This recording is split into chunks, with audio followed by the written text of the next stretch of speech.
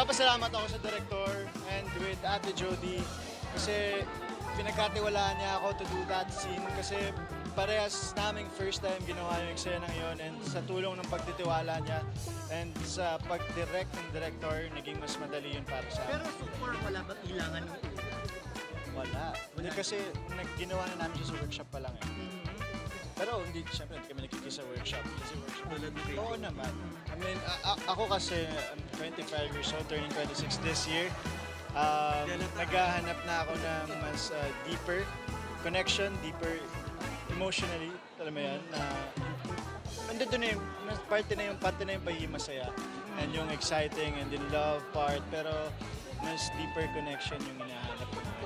Hindi ko alam, bago sa akin yan, ngayon ko lang narinig yan, at kung saan sila masaya, support ako doon.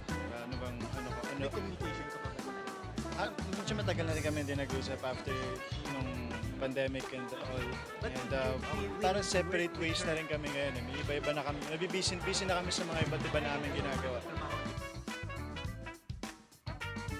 Ayan, Yes. mukhang naka-move on naman. Yun yung sasabihin ko rin eh, di ba? Oo. Mukhang nakamove on na si Nakamove on na. Joshua, ano? Ang isang bagay daw kasi na komportable ka ng pag-usapan. Ibig sabihin naka-move on. So, ang tanong, nakamove on ka na ba? Matagal na.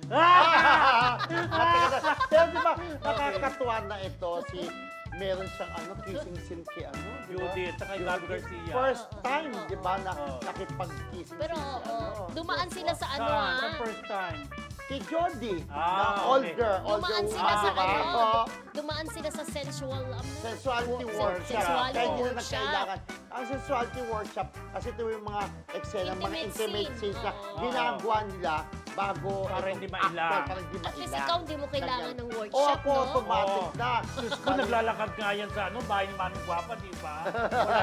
Papunta saan na, di ba? Gaganyan-ganyan lang, di ba, Mildred? Eto,